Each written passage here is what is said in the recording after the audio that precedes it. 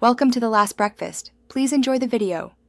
You start with two essentials, a Google Cloud project and a restricted API key.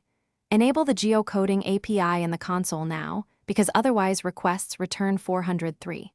Once done, create an API key and apply application restrictions, HTTP referrers for browsers or IP addresses for servers, then set API restrictions to geocoding only.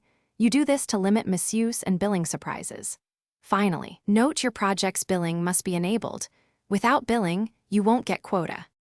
You'll construct HTTPS requests with clear parameters, address for forward geocoding or latling for reverse.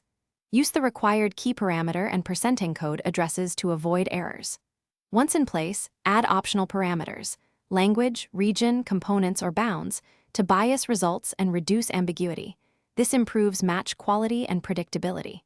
Make requests over HTTPS and inspect JSON responses for formatted address, geometry, location, and status fields.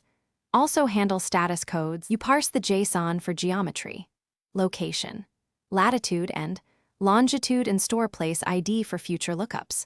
Once parsing works, implement retry logic with exponential backoff for rate limit errors and monitor your quota and billing to avoid interruptions.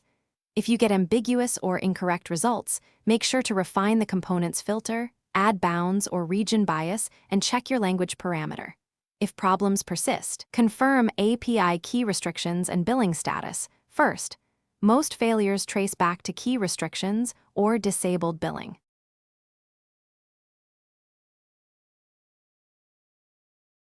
Thanks for watching. If this was helpful, leave a like and consider subscribing. See you next time.